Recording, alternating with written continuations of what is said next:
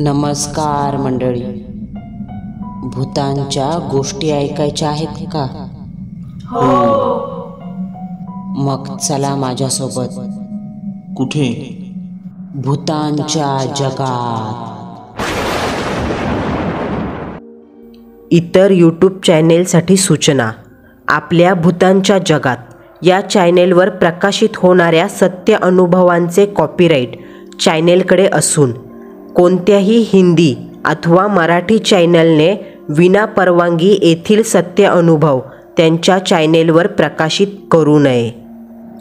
आज आपण जो सत्य अनुभव ऐकणार आहोत तो नेरळ येथील मनाली पाटकर यांनी पाठवला असून त्यांच्या शेजारी राहायला आलेल्या एका जोडप्याने त्यांना आलेला अनुभव मनाली यांना सांगितला होता, जो त्या आपल्याशी शेअर करत आहे. सदरील प्रसंग सन 1997मध्ये लातूर जिल्ह्यातील उदगीर येथील शेलार कुटुंबासोबत घडला आहे. मुकेश बाबू शेलार हे व्यवसायाने सरकारी शिक्षक होते. त्यांच्या परिवारात पत्नी वर्षा शेलार या गृहिणी, ज्यांचं शिक्षण जेमतेम 12वी, म्हणजे त्या काळात त्याही उच्च शिक्षितच होत्या. वर्षाबाई आणि मुकेशराव यांना एक अपत्य होतं. त्याचं नाव निनाद. हा 7 वर्षाचा असून नुकताच पहिलीच्या इयत्तेत शिक्षण घेत होता.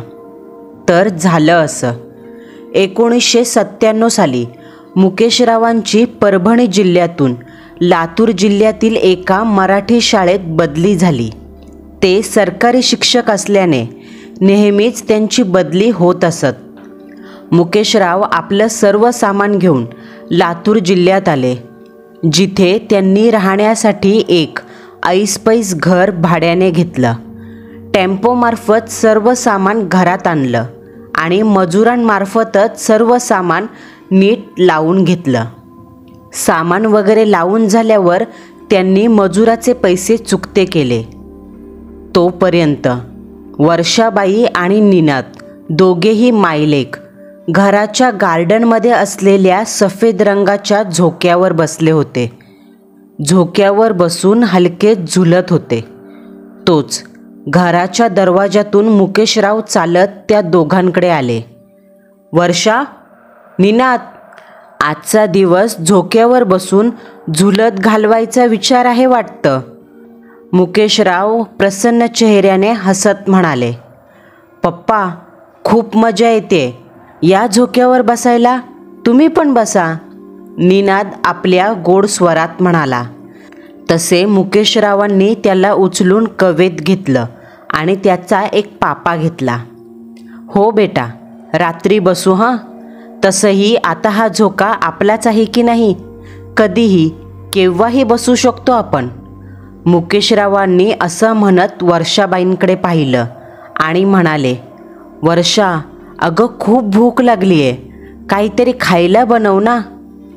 हो मम्मी, मला पण भूक लागली आहे, निनाद हाताने पोट चोळत म्हणाला. बरं ठीक आहे, बनवते काहीतरी. वर्षाबाई झोक्यावरून उठल्या आणि आत स्वयंपाकघरात निघून गेल्या. चल निनाद, आपण घराला एक चक्कर मारून येऊयात. मुकेशरावांनी निनादला उचलून घेतलं. तसेच चालत ते दोघेही घराच्या बाहेरून एक चक्कर मारू लागले. घराला चारही बाजूंनी लहानसर हिरव्या रंगाची गार्डनिंग जमीन केली होती. त्यासोबतच घराच्या उंच कंपाऊंडपाशी अगदी जवळच खूप उंचीची झाडं होती, ज्या कारणाने बंगल्याच्या भोवताली सूर्याचा प्रकाश जरा कमी पडायचा. ज्याने व्हायचं काय, बंगल्याच्या आवारात गार्डनिंगमध्ये एक अनाहूत अंगाला झोंबणारा गारेगार थंडावा जाणवायचा. असं वाटायचं जणू शवघरात उभे आहोत की काय. घराच्या मागच्या बाजूला एक आंब्याचं झाड होतं. त्याच आंब्याच्या झाडाच्या वरच्या फांदीला एक तुटलेली दोरी अडकली होती. ती दोरी ऊन पाऊस खाऊन जराशी काळी निळी झाली होती. पप्पा, ती दोरी का अडकवली आहे? इथे पण झोका बांधला असेल का? निनादने उत्सुकतेने विचारलं, पण मुकेशराव काहीच म्हणाले नाहीत. ते स्वतः प्रश्नार्थक नजरेने एकटक त्या दोरीला पाहत होते. तोच निनादची नजर जरा दूर बाजूला गेली. 20 पावलावर त्या घराचं गोडाऊन होतं, म्हणजे एक छोटीशी बंद दरवाजाची खोली, ज्यात न वापरलं जाणारं सामान ठेवलं होतं. निनादची नजर जशी त्या गोडाऊनवर पडली, गोडाऊनच्या खोलीचा सफेद रंगाचा दरवाजा आवाज न करता आपोआप आतल्या बाजूने उघडला गेला. गोडाऊनच्या खोलीत काळाभोर अंधार दिसत होता. तोच त्या अंधारातून हलकेच कोणीतरी चालत समोर आलं. शरीरयष्टीने जाड, अंगाची कातडी प्रेताड पांढरी फट्ट पडली होती. कमरेखाली सोवळं नेसलं होतं. खांद्यावर लाल भडक रंगाचं उपरणं होतं. पांढऱ्या फट्ट चेहऱ्याचा आकार गोल चंद्रासारखा होता आणि त्या ध्यानाची डोळ्यांची बुबळं कासवासारखी मोठी असून लाल भडक होती. दोन्ही डोळ्यांवरच्या भुवया जाडजूड होत्या. ओठावर एक काळीशार चकचकीत मिशी आणि टक्कल असलेल्या डोक्याच्या मधोमध काळीशार शेंडी होती. लाल लाल लेझरच्या चकाकत्या डोळ्यांनी चेहऱ्यावर शून्य भाव ठेवून ते ध्यान निनादला एकटक पाहत होतं. निनादला पाहताच त्या प्रेताने आपला पांढरा फट्ट हात वर केला. हातांच्या बोटांची हालचाल करत इशाऱ्याने निनादला जवळ बोलवलं. तसा निनाद त्याच्या वडिलांच्या खांद्यावरून खाली उतरला. तो उतरताच आंब्याच्या फांदीवर एकटक पाहणाऱ्या मुकेशरावांची तंद्री भंग झाली. काय रे, कुठं चाललास? मुकेशरावांनी निनादला विचारलं. त्यावर निनादने त्या गोडाऊनच्या दिशेने हात केला. मुकेशरावांनी न समजून तिकडे पाहिलं. मुकेशरावांनी समोर पाहताच त्यांच्या नजरेला तो सफेद रंगाच्या कपड्यात झाकलेला मैतासारखा बंद दरवाजा दिसला. पण हे कसं शक्य आहे? काही वेळा अगोदर निनादने तो दरवाजा उघडा पाहिला. त्या दरवाजात पुजाऱ्यासारखा वेश असलेलं एक प्रेत उभं होतं. मग आता काहीही असो, या क्षणाला दरवाजा बंद होता. तिथे कोणीही नव्हतं.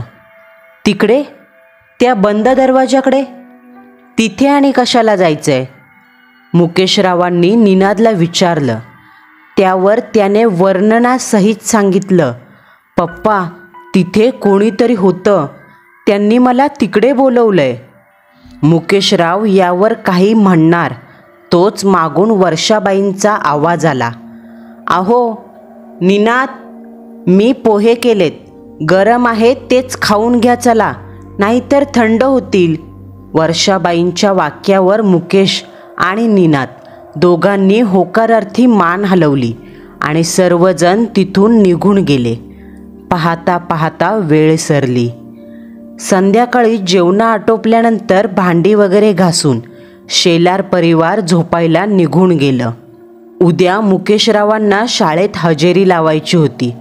त्यासोबत स्वतःच्या लेकाचं म्हणजे निनादचंही शाळेत ॲडमिशन घ्यायचं होतं.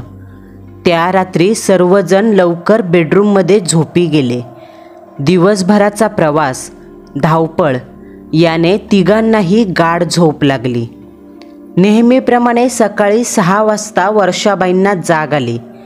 जाग येताच नवीन जागेची ओळख पटायला वर्षाबाईंना जरासा वेळ लागला. ओळख पटताच त्या जाग्या झाल्या. नित्यकर्म आटपून नवीन साडी घालून वर्षाबाई थेट स्वयंपाकघरात आल्या आणि मुकेशरावांसाठी डबा बनवू लागल्या. मंडळींनो, तुम्हाला एक गोष्ट सांगायची विसरलेच. ती म्हणजे हे शेलार कुटुंब कट्टर नास्तिक होतं. मुकेशराव आणि वर्षाबाई या दोघांचाही भगवंतावर विश्वास नव्हता. शैक्षणिक ज्ञानाने, बुद्धीतून दैवी श्रद्धा पार गळून गेली होती. त्यांचा निसर्ग नियमांवर विश्वास होता, दैवी नियमांवर नाही. म्हणूनच नव्या घरात प्रवेश करताना ना कोणता ग्रहप्रवेश, ना कुठलं शुद्धीकरण, नाही घरात कुठे सात्विक शक्तीचा पुरवठा उत्पन्न होईल अशी काही गोष्ट तिथे आणली. वर्षाबाईंनी स्वयंपाकघरातील लाईट लावली आणि चपात्या लाटू लागल्या. हिवाळ्याचा महिना होता. हलकीशी थंडी वाजत होती. बंगल्याच्या गार्डनमध्ये सफेद रंगाचं धुकं वाहत होतं. घराच्या अवतीभोवतीचा परिसर रिकामा, शांत होता. गॅससमोर उभं राहून वर्षाबाई चपात्या लाटत होत्या. त्यांच्या मागे किचनची पारदर्शक काचेची खिडकी होती, जी घराच्या मागच्या बाजूला उघडायची. त्या पारदर्शक काचेच्या खिडकीतून मागचं आंब्याचं झाड दिसायचं. त्या झाडाखालून सफेद रंगाचं धुकं मंद गतीने वाहत पुढे जात होतं आणि त्याच आंब्याच्या हिरव्या पानांच्या वरच्या फांदीवर ती दोरी अडकली होती. वर्षाबाई आपल्या तंद्रीत चपात्या लाटत होत्या. तोच मानवी मनात एक संवेदना जागी झाली. मेंदूतल्या त्या सिक्स सेन्सला जोडल्या जाणाऱ्या नसा कार्यरत झाल्या. मनाने इशारा दिला, मागे, आपल्या मागे कोणीतरी आहे. झटकन वळून वर्षाबाईंनी मागे पाहिलं. नजरेला ती उघडी खिडकी दिसली आणि धुक्याच्या जंजाळात बुडालेलं हवेने हलणारं आंब्याचं झाड दिसलं. त्या हलणाऱ्या झाडाला न जाणे वर्षाबाई कितीतरी वेळ पाहत राहिल्या. ते झाड इतक्या वेगाने हलत होतं की असं वाटत होतं जणू कोणीतरी त्या झाडावर उभं राहून फांद्या हातात धरून हलवतंय. वर्षा पाठमोऱ्या अवस्थेत खिडकीतून त्या हलणाऱ्या आंब्याच्या झाडाकडे पाहणाऱ्या वर्षाबाईंच्या कानावर अचानक हाक पडली. त्या हाकेने वर्षाबाई दचकल्या आणि त्यांनी गरकन वळून समोर पाहिलं. समोर मुकेशराव उभे होते. प्रश्नार्थक नजरेने वर्षाबाईंनी त्यांच्याकडे पाहिलं. काय ग, तिकडे काय पाहत होतीस? चपाती जळाली बघ. वर्षाबाईंनी खाली पाहिलं. तव्यातील चपाती केव्हाच करपली होती आणि मुकेशरावांनी गॅस बंद केला होता. मला वाटलं मागे कोणीतरी आहे आणि मलाच पाहत आहे, वर्षाबाई पुन्हा बाहेर पाहत म्हणाल्या. पण बाहेर कोणीच नव्हतं. तुला भास झाला असेल वर्षा, मुकेशराव म्हणाले. 7:45 वाजता मुकेशराव डबा सोबत घेऊन शाळेत निघून गेले. आता ते थेट संध्याकाळी घरी येणार होते. त्या नव्या घरात आता वर्षाबाई आणि निनाद दोघेच. घरातील हॉल, वॉशरूम, गार्डन एकाकी शांत आणि स्तब्ध. सकाळच्या वेळेसही घरात एक नकारात्मकता, अशुभता जाणवत होती. 9:30 वाजता वर्षाबाई निनादला झोपेतून उठवण्यासाठी बेडरूममध्ये गेल्या. बेडरूम खोलीत एक खिडकी होती. खिडकीसमोर पडदे ओढल्याने बेडरूम काहीशी अंधारात बुडाली होती आणि त्या अंधारात अंगावर पांघरूण घेऊन पलंगावर निनाद झोपला होता. निनाद, चल उठ पाहू, खूप वेळ झालाय आता. वर्षाबाईंनी निनादच्या अंगाला हात लावून हलवलं आणि लागलीच खोलीच्या खिडकीपाशी गेल्या. किती अंधार आहे इथं, असं म्हणत वर्षाबाईंनी खिडकीसमोरचे पडदे बाजूला सारले. खिडकी उघडली तसे त्यांच्या नजरेस मागचे गोडाऊन पडले आणि जरा बाजूला उभं असलेलं ते आंब्याचं झाड दिसलं. त्या झाडाला पाहताच सकाळी स्वयंपाकघरात घडलेला तो प्रसंग वर्षाबाईंना आठवला. पण लागलीच त्यांनी तो विचार झटकून देत मागे वळून पाहिलं. पलंगावर निनाद अंगावर पांघरून घेऊन अद्याप झोपलेला होता. निनाद, अरे उठ. वर्षाबाई हळूच पलंगावर आल्या. त्यांनी एक हात पुढे करून त्या तपकिरी रंगाच्या चादरीवर ठेवला, ज्या चादरीखाली कोणीतरी लहान मूल झोपलं आहे असा फुगवटा वर आलेला दिसत होता. की तोच. अचानक बेडरूमच्या पुढ्यात 15-1 पावलावर असलेलं वॉशरूमचं दार उघडलं आणि उघड्या दरवाजातून ब्रशने दात घासत निनाद बाहेर आला. काय ग मम्मे, कुणाशी बोलतेस? अचानक घडलेल्या या प्रसंगाने, भयस्पर्शाने वर्षाबाईंच्या अंगावर काटा उभा राहिला. निनाद समोर आहे, मग चादरीखाली कोण झोपलंय? हा विचार मनात येताच वर्षाबाईंचे डोळे विस्फारले. थरथरती नजर, विस्फारलेला जबडा. वर्षाबाईंनी एक आवंडा गिळताच चादरीखाली पाहिलं आणि पुढे जे घडलं ते विलक्षण, अकल्पनीय होतं. एखाद्या फुग्यातून हवा निघून जावी तसा चादरीवर दिसणारा तो फुगवटा एका झटक्यात नाहीसा झाला. हे सर्व दृश्य अगदी स्पष्टपणे वर्षाबाईंच्या डोळ्यासमोर घडलं. पण नास्तिक असलेल्या वर्षाबाई यांचा त्या विचित्र, अमानवीय असलेल्या घटनेवर विश्वास बसला नाही. पण मनात एक विचार मात्र घोळत होता. आपण चादरीला हात लावला तेव्हा एक मानवी स्पर्श जाणवला. तो कुणाचा? की आपल्याला भास झाला असेल? खरंच नजरेचा भूल देखावा झाला असावा असं समजून त्यांनी तो विषय डोक्यातून झटकून टाकला. मम्मी, कुणाशी बोलत होतीस? निनादने पुन्हा विचारलं. तसं त्या जराशा हसल्या. नाही रे, कुणाशीच नाही. तू फ्रेश हो पाहू, आपण बाजारात जाणार आहोत. बाजारात जाणार म्हणजे चॉकलेट, कॅडबरी मिळणार. या विचारांनी निनाद खुश झाला आणि नाचत वॉशरूममध्ये निघून गेला.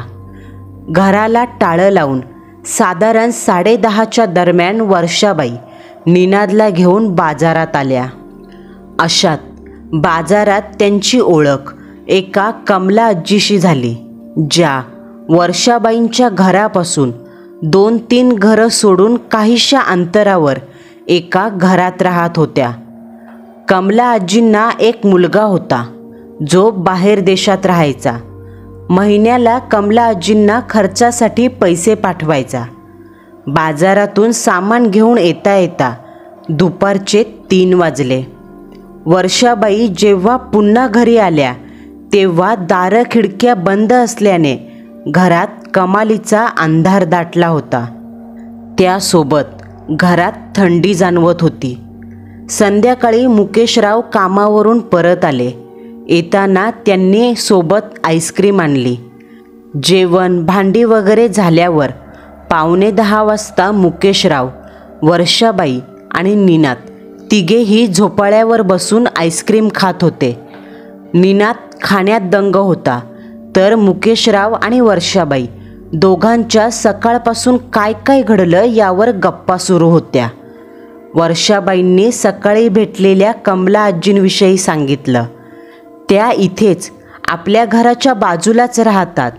एक दिवशी जेवायला या असं म्हणून त्यांनी आमंत्रणसुद्धा केलंय असं वर्षाबाईंनी मुकेशरावांना सांगितलं.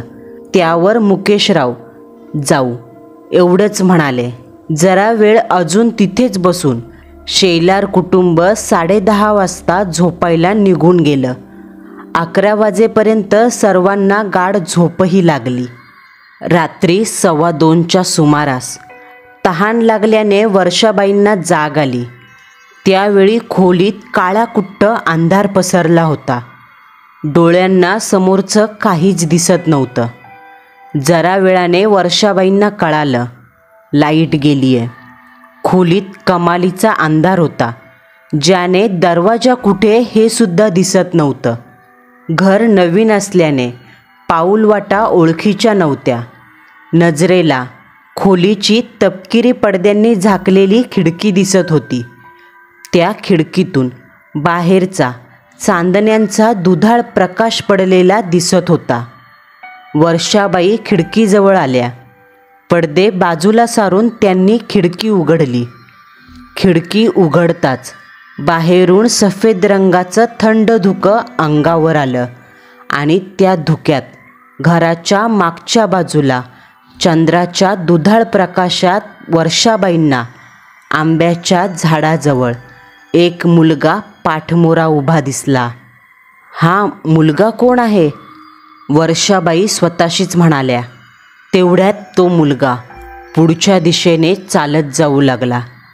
त्याची चालण्याची गती अगदी हळूवार होती, जणू मेलेलं प्रेत चालत असावं. तोच अचानक बंगल्यातली लाईट परत आली. खोलीत लाल रंगाच्या 0 बल्बचा प्रकाश पडला. लाईट आली हे पाहून वर्षाबाई खोलीतून बाहेर पडल्या. त्यांनी स्वतःच्या डोळ्याने त्या मुलाला घरच्या पुढच्या दिशेने जाताना पाहिलं होतं. तो नजरेचा धोका नक्कीच नव्हता. वर्षाबाई हॉलमधून चालत घराच्या मुख्य दरवाजापाशी आल्या. रात्रीची कातर वेळ. 4ही दिशेंना गर्द शांतता पसरली. बारीक सारीक रातकिड्यांची, कुत्र्याच्या रडण्याचा आवाज वर्षाबाईंच्या कानावर येत होता. आणि त्याच आवाजात अजून 2 आवाज मिसळले. एक गार्डनमध्ये असलेल्या झोक्याचा, मागे पुढे हलण्याचा. संथ गतीने एकसारखा आवाज येत होता. आणि दुसरा आवाज खळखळून हसण्याचा. जणू 10-12 वर्षाचा मुलगा झोक्यावर बसून झोके घेत खळखळून हसतोय. वर्षाबाईंनी हळूच घराचा दरवाजा उघडला.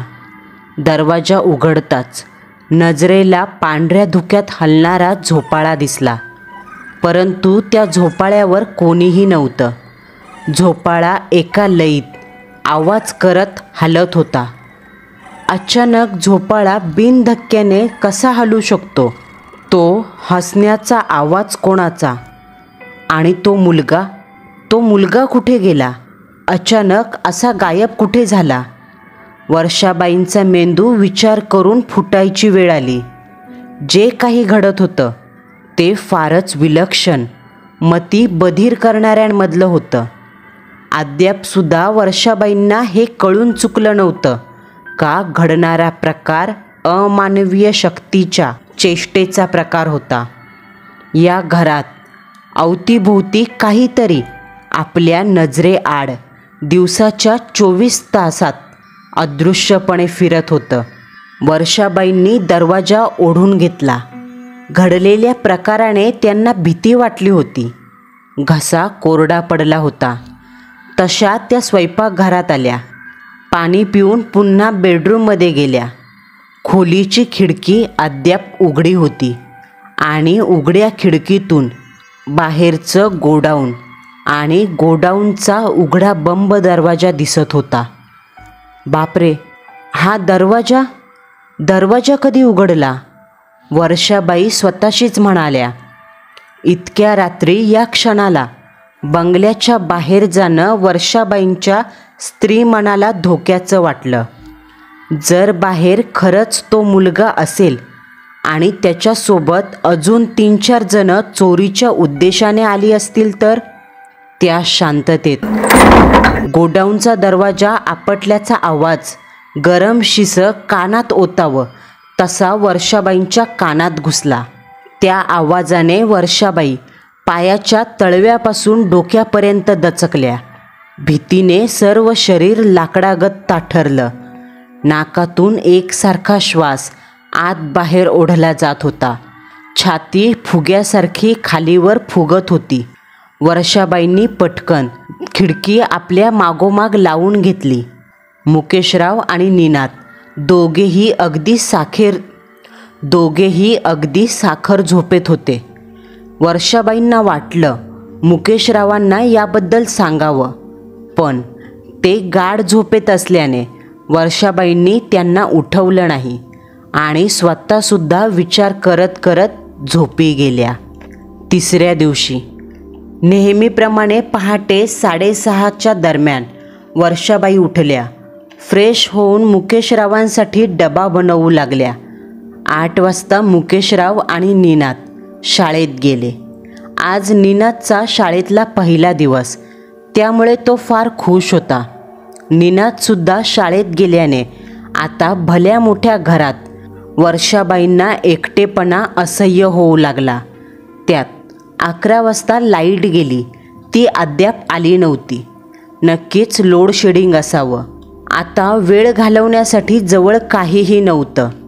तशी वर्षाबाईंना कमला आजीची आठवण झाली. त्यासुद्धा घरी एकट्याच असणार. घराला टाळं लावून गेट बंद करून वर्षाबाई कमला आजीच्या घरी आल्या. घर कसलं? बंगला होता तो. चांगला 2 मजली ऐसपैस बंगला. बंगल्यात इन्व्हर्टर असल्याने लाईटही होती.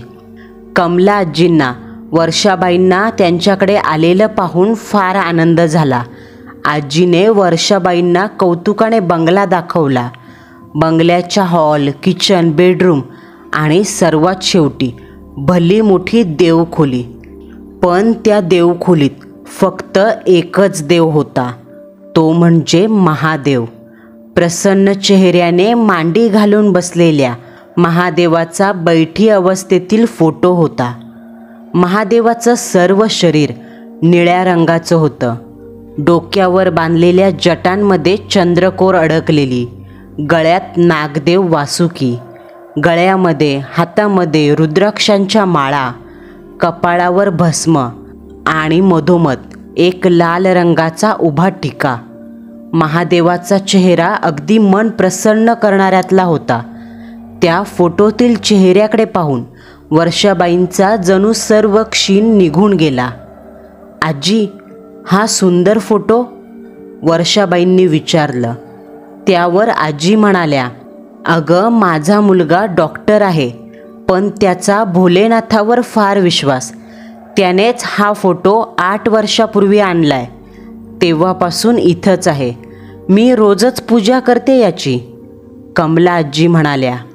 अच्छा, पण एकच नाही म्हणजे आम्ही देव मानत नाही, पण माझ्या सासरची लोक देवभोळी आहेत. त्यांच्याकडे देवांच्या खूप साऱ्या तसबिरी आहेत, वर्षाबाईंनी सांगितलं. त्यावर उत्तर देत आजी म्हणाल्या, भोलेनाथ म्हणजे महादेव. वर्षा, सर्व देवांचे देव, सर्वांचे रूप या महादेवांमध्ये येतं. तुला सांगते, बाकी देव भक्तांची परीक्षा पाहतील. उभ्या ब्रह्मांडात फक्त एकच असा हा देव आहे, जो भक्ताच्या प्रेमासाठी भोळा आहे. त्याच्या दरबारात जो भक्त आला, त्याची झोळी कधीच रिकामी परत जात नाही. दुःखी माणसाचं दुःख दूर होतं, संकटात असलेल्याचं संकट दूर होतं. जो त्याच्या प्रेमासाठी भुकेला आहे, त्याला महादेव स्वतःच्या मुलासारखं जपतो. संकटात स्वतःच्या भक्तासाठी धावून येतो. हे सर्व सांगत असताना कमल आजीच्या चेहऱ्यावर एक वेगळंच सुख झळाळत होतं. महादेवाच्या समोर अगरबत्ती जळत होती. तिचा सुवास देवघरात दरवळत होता. या देवघरात जी प्रसन्नता जाणवत होती, ती वर्षाबाईंना त्या झपाटलेल्या घरात जाणवत नव्हती. दोघीही देवघरातून बाहेर आल्या. आजीने दोघींसाठी चहा ठेवला. चहा झाल्यावर हॉलमध्ये बसून दोघीही चहा घेत बोलू लागल्या. अशात बोलता बोलता कमल आजी म्हणाल्या, वर्षा, तुम्ही त्या घरात येऊन 3-4 दिवस झाले नाही का गं? मग कसं वाटतंय त्या घरातलं वातावरण? खरं तर वर्षाबाईंना कमला आजीच्या तोंडून या प्रश्नाची अपेक्षाच नव्हती.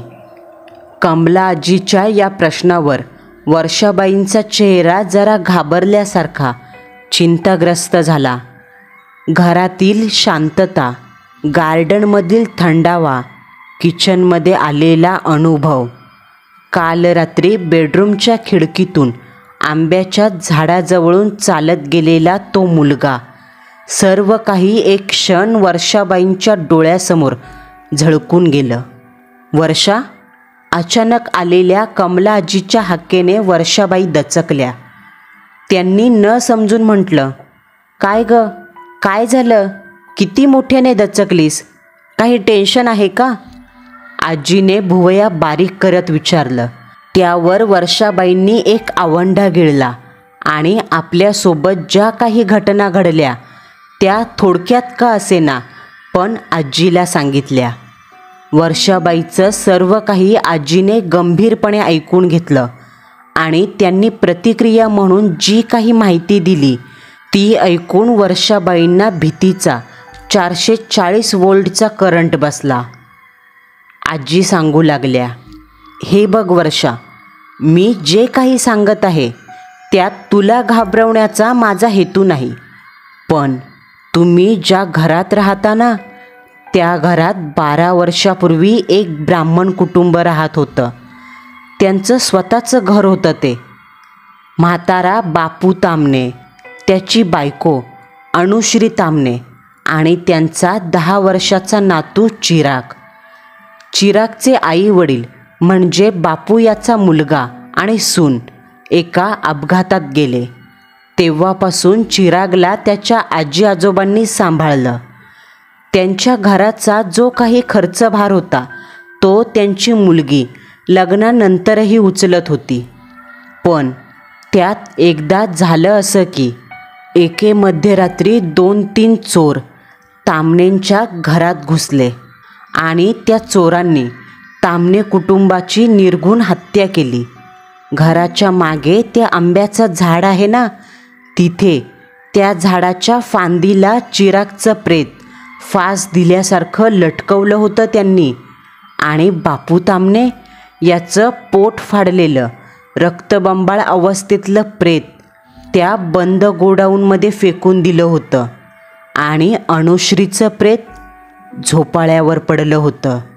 या सर्वाची पोलीस केस वगैरे झाली, तपासणी झाली, पण हाताला काहीच लागलं नाही. त्यानंतर तामणेंच्या लग्न झालेल्या मुलीने सर्व कार्य विधिवत पार पाडली आणि हे घर भाड्याने द्यायला सुरुवात केली.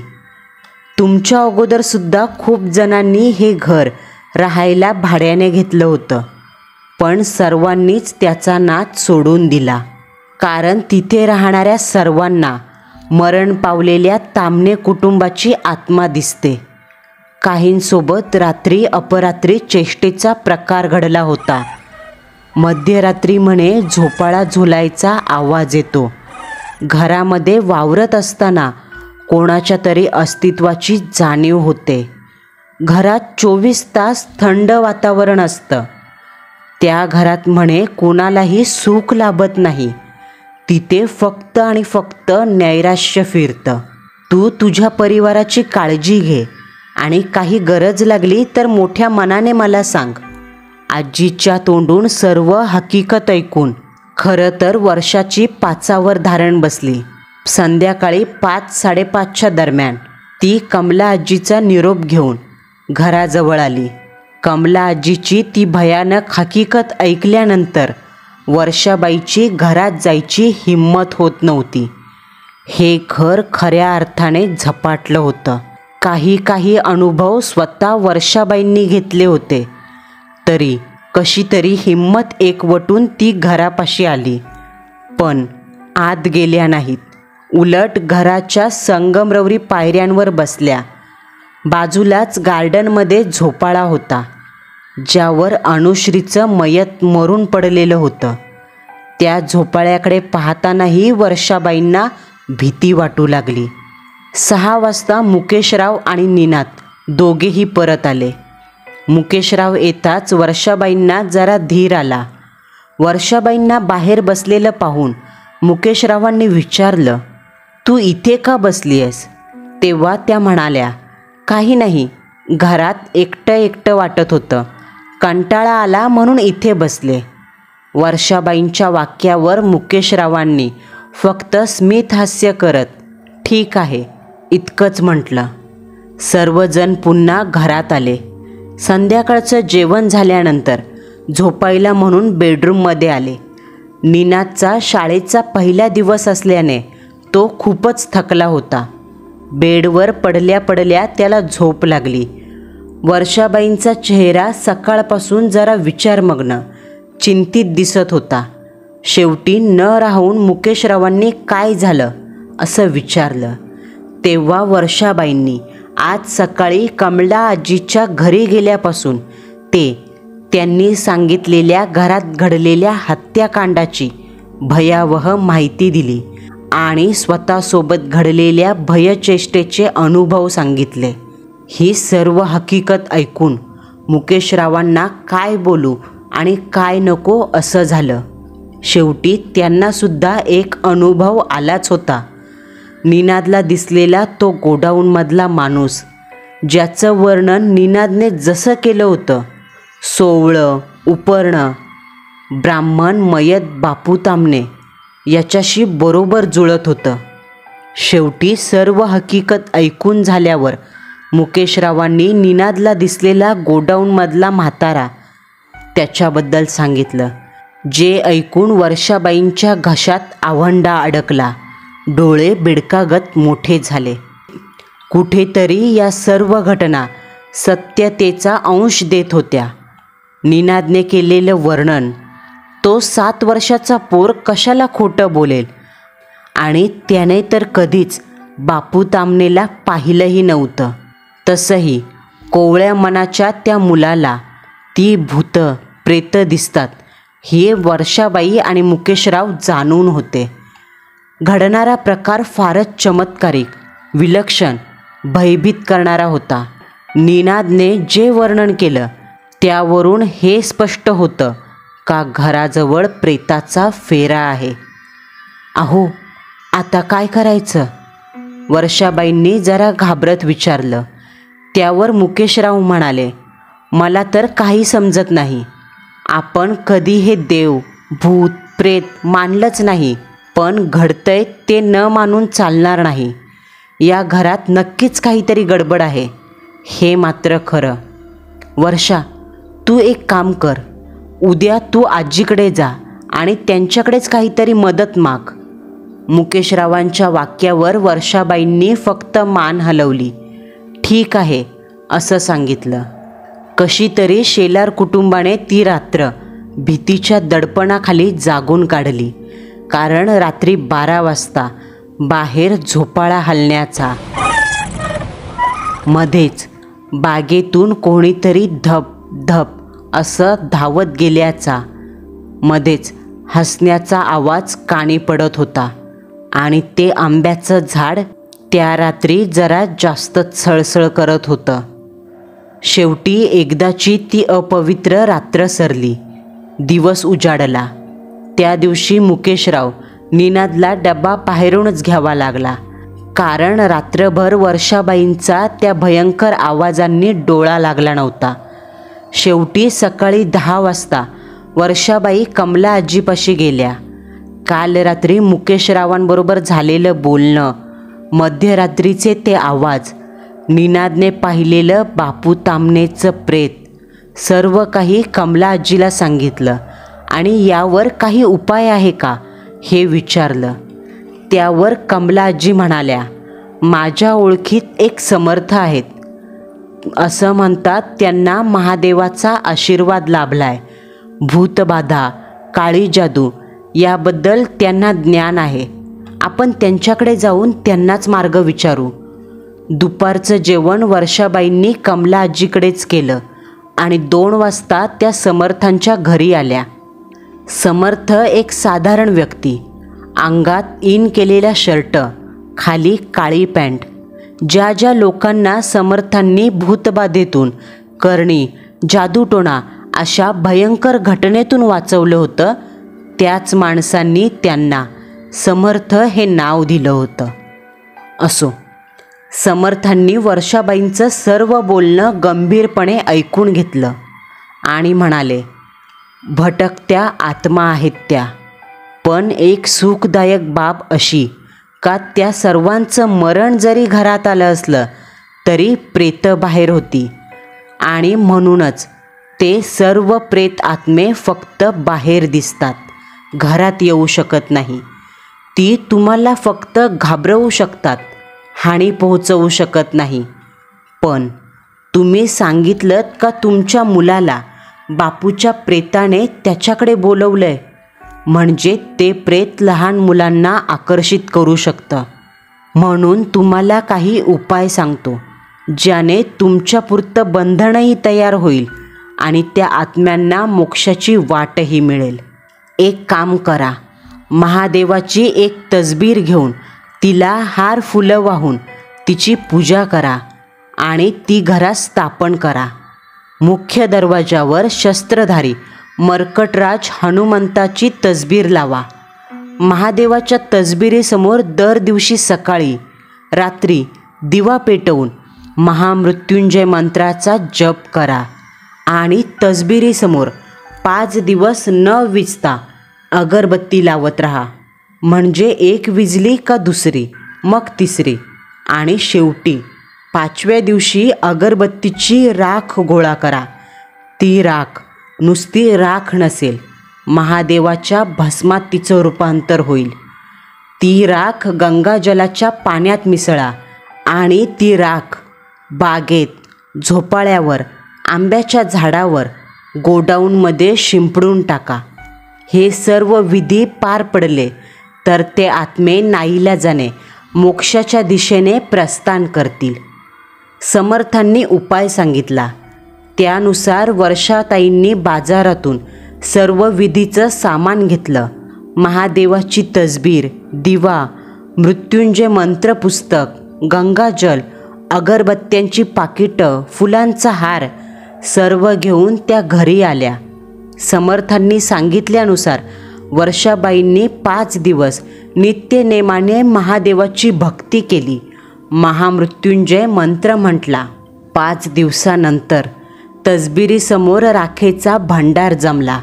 ती जमलेली राख गोळा करून गंगाजलात मिक्स केली आणि सकाळीच बागेत, झोपाळ्यावर, आंब्याच्या झाडावर, गोडाऊनमध्ये शिंपडलं.